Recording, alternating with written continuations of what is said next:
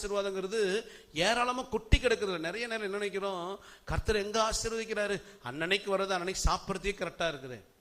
நிறைய நேரத்தில் நம்ம நினைக்கிறோம் ஏராளமாய் வந்தால் கர்த்தர் ஆசீர்வதித்தார். இல்லைங்க, அன்னன்ன தேவைகளை அற்புதமாய் சந்திக்கிறார். பார்த்தீங்களா, அதுதான் பொருளாதார ஆசீர்வாதம். அல்லேலூயா. ஆண்டவர் சொல்றாரு, ஏற்ற தக்கபடி உனக்கு முன்மாரியையும் பின்மாரியையும் பெய்ய பண்ணுகிறவர். அப்போ தேவன் நம்ம வாழ்க்கை நடத்தி செல்வார்னா நம்ம பொருளாதாரத்தில் இல்லைங்கிற ஒரு வார்த்தை என்ன செய்யாது. பட்டினி, வறுமை, தரித்திரம், குறைவு, ஐயோ எனக்கு இல்லை, நான் என்ன செய்வேன், என் வயிறு இப்படி இருக்குது, ஒரு நாளும் கர்த்தர் என்ன செய்ய மாட்டார். இப்படி விடமா. எத்தனை பேர் விசுவாசிக்கிறீங்க? சத்தமா சொல்லுவோமா? திருப்தியை நடத்துவேன் அப்படின்னா திருப்தியை நடத்துவார். மனுஷன் முன்பு நம்ம ஒருபோது என்ன செய்ய மாட்டாரு, வெக்கப்பட விட மாட்டார். நம்முடைய பொருளாதாரம், ஒரு குடும்பத்தில் உள்ள பொருளாதாரங்கிறது ரொம்ப முக்கியம். நீ நிறைய குடும்பங்கள் வர பிரச்சனைக்கு அநேகமான காரணம் பார்த்தீங்கன்னா அந்த பொருளாதார குறைவு. பொருளாதாரம் குறைஞ்சிட்டாலே தேவை ஏராளமாக வரும் பொழுது, கடன் அதிகமாகும் பொழுது, நல்ல வருமானம் இல்லாமல் போகும் பொழுது, வீட்டில் இல்லைங்கிற வார்த்தை அதிகமாக கேட்கப்படும் போது அந்த குடும்பத்தில் என்ன ஆயிடுது, சமாதான குலைச்சல் உண்டாயிடுது. ஆனால் ஆண்டவர் சொல்றாரு, உபாகம் 28:12 வாசிங்களா. உபாகம் 28:12. ஏற்ற காலத்தில் உன் தேசத்தில் மழை பெய்யவும், தேசத்திலே மழை பெய்யவும், நீ கையிட்டு செய்யும் எல்லா வேலையும் ஆசீர்வதிக்கப்படவும் தேவனாய் கர்த்தர், உன் தேவனாகிய கர்த்தர் தமது நல்ல பொக்கிஷங்களை வானத்தை திறப்பார். நீ அநேகம் ஜாதிகளுக்கு கடன் கொடுப்பாய், நீயோ கடன் வாங்காதிருப்பாய். ஆண்டவர் சொல்றாரு, நான் நல்ல பொக்கிஷாலை உனக்கு என்ன செய்திருக்கிறேன். என்ன வச்சிருக்கிறாரா?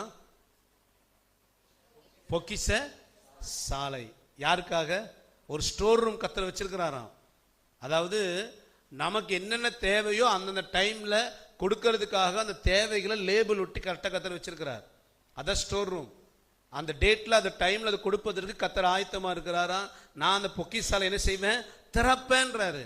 நீ அநேக ஜாதிகளுக்கு கடன் கொடுப்பாய் 10 பைசா வட்டிக்கு. அப்படியா? இங்க கடன் அப்படின்னா வட்டி கடன் கிடையாது, இரக்கம் பாராட்டுவாய், நீ அடுத்தவர்களுக்கு கொடுப்பாய், நீயோ கடன் வாங்காதிருப்பாய். ஆண்டவர் சொல்றாரு, ஏற்ற காலத்திலே உனக்கு நான் மழை பெய்ய பண்ணுவேன், ஏற்ற காலத்தில் ஆசீர்வாதம். அப்போ ஒரு மனிதனுடைய வாழ்க்கையை கர்த்தர் நடத்துவார்னா அங்க பொருளாதார ஆசீர்வாதம் இருக்கும். சின்ன வேலையோ சின்ன தொழிலோ அல்ல கொஞ்சம் வருமானமோ, ஆனா அந்த குடும்பம் கர்த்தரால் நடத்தப்படும்னா அந்த குடும்பத்தில் தேவைகள் அற்புதமாய் சந்திக்கப்படும். அல்லேலூயா. எத்தனை பேர் விசுவாசிக்கிறீங்க? இல்லைங்கிற வார்த்தை என்ன செய்யாது, வராது. ஐயோ என்ன செய்வோம், கலங்குறோமே, ஐயோ யார்கிட்ட போய் கேட்போம், வராதுங்க. கர்த்தர் அந்தந்த காலத்துல, ஏன்னா அதனது காலத்தை நேர்த்தியாய் நாளைக்கு என்ன தேவைன்னு யாருக்கு தெரியும். அதனால தானே சொன்னார் நாளை தினத்தை குறித்து. ஏன் அந்த நாளுக்குரிய கவலை, அந்த பாடு அந்த நாளுக்கு போது, நீ என்ன செய்யாத, கவலைப்படாதன்னா. அப்படி என்ன அர்த்தம்னா, நாளைக்கு உனக்கு என்ன தேவையோ அதை நான் நாளைக்கு ரெடியாக வச்சிருக்கிறேன். அதான் ஆசீர்வாதம். அப்ப தேவன் இந்த மாதம் உங்களை என்னை பார்த்து சொல்லுகிறார், பொருளாதாரத்தில் தேவன் நம்மை திருப்தியாய் நடத்துவார். அல்லேலூயா. ஒருவேளை இதுவரைக்கும் இந்த பொருளாதார நெருக்கடியினால சில நிந்தைகள், சில அவமானங்கள், சில பிரச்சனை, சில போராட்டம் இதை சந்தித்திருப்பீங்கன்னா கர்த்தர் இன்னைக்கு சொல்லுகிறார், அது எல்லாவற்றையும் மாற்றி பொருளாதாரத்தில் உங்களை திருப்தியாய் கர்த்தர் நடத்த உண்மையுள்ளவர். அல்லேலூயா. உங்க வாழ்க்கையை பார்த்து, உங்க பொருளாதாரத்தை பார்த்து பரியாசம் பண்ணவங்க, கேவலம், இவங்களாம் இவ்வளவு சம்பாதிச்சு என்ன பிரயோஜனம், என்ன இருக்கு இதுங்கள்ட்ட என்ன இருக்கு, இதுங்கள்ட்ட எல்லாமே குறை, இப்படிலாம் சொல்லி பரியாசம் பண்ணவங்க, உங்க பண காரியங்கள், உங்களுடைய வேலை, உங்க தொழில், உங்க வருமானங்களை பார்த்து கேவலமாக பேசின ஜனங்கள் மத்தியில் கர்த்தர் நம்மை அற்புதமாய் நடத்துவார். அல்லேலூயா. சூழ்நிலையை பார்க்காதீங்க. சாரிபாத்தூர்ல அந்த விதவை 3.5 வருஷம் பஞ்சம். சூழ்நிலையை பார்த்தா இனி வாழ்க்கையை கொண்டு செல்ல முடியாது. அவளுக்கு இருக்கிற ஒரே பையன், அவ்வளோ விதவை, முடிவு பண்ணிட்டா இனிமேல் லைஃப்பை நடத்தி போக முடியாது, குடும்பத்தை நிர்வகிக்க முடியாது, பிள்ளையை காப்பாற்ற முடியாது, இனி வாழ்க்கை வாழவே முடியாது, இன்னையோட இருக்கிற சாப்பிட்டுட்டு செத்து போய் வாழ்க்கையை முடிச்சுக்குவோம் அப்படின்னு முடிவுக்கு வந்துட்டா. ஆனா அவளை வழி நடத்தணும்னு சொல்லி கர்த்தர் ஏற்கனவே ஒரு திட்டத்தை வைத்திருந்தார். அதனால தான் எலியா சுகமாய் வாழ்ந்த கேரி தாற்று தண்ணீரை கர்த்தர் வற்றி போக பண்ணினார்.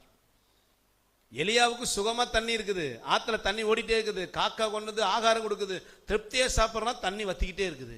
இந்த எலியாவோட தண்ணீரை வற்றி போக பண்ணினதே கர்த்தர் எதுக்காகனா, இவங்க தண்ணி வத்தினாதான் எலி எங்க போவான், சாரிபாத். ஏன்னா அங்க ஒரு விதவை இருக்கிறா, அவளை நான் வழி நடத்தணும். லேலூயா லேலூயா. தண்ணி வத்துச்சு, எலியாவை சாரிபாத் ஊருக்கு கொண்டு போனாரு. எலியாவை கொண்டு அந்த விதவையை கர்த்தர் பொருளாதாரத்தில் திருப்தியாய் நடத்தினார். அவளை சாகணும்னு நினைச்சவன் பஞ்சகாலம் முடிகிற வரைக்கும் அற்புதமாய் கர்த்தர் வழி நடத்தினார். அல்லேலூயா. ஒரு பஞ்ச காலத்திலேயே ஒரு மனுஷனை கர்த்தரால திருப்தியா வழிநடத்த முடியும்னா உங்களை என்னையும் நடத்த முடியுமா, முடியாதுங்களா? தேவையை குறித்து புலம்பாதீங்க. ஐயோ என்ன செய்வோம், யார்கிட்ட போய் கேட்போம், எங்க போவோம், புலம்பாதீங்க. உங்க லைஃபை கர்த்தருக்கு ஒப்பு கொடுங்க. ஆண்டவரே எனக்கு இவ்வளவு பெரிய தேவை இருக்குது, இவ்வளவு பெரிய போராட்டம் இருக்குது, இந்த மாசம் இவ்வளவுதான் வருமானம், இதுக்கப்புறம் எனக்கு வருமானம் கிடையாது, இதுல நீங்க நடத்துங்க. நிறைய நேரங்கள்ல நாம ஆண்டு கையில கொடுப்பதுக்கு பதிலா தேவ சித்தத்துக்கு விட்டு கொடுக்கறதுக்கு பதிலா நாமே நம்ம லைஃபை நடத்தி கொண்டு போறோம். வருகிற வருமானமா இருக்கட்டும், வேலையா இருக்கட்டும், தொழிலா இருக்கட்டும், எல்லாவற்றும் சுய பலத்தில் போறதுனால தான் நிறைய நேரங்கள்ல ஒரு பொருளாதாரத்துல திருப்தியை பார்ப்பது நம்ம குறைவுபடுகிறோம். இந்த சாரிபாத் ஒரு விதவையை அற்புதமா நடத்தினது போல உங்களை என்னை கர்த்தர் நடத்துவார். அல்லேலூயா.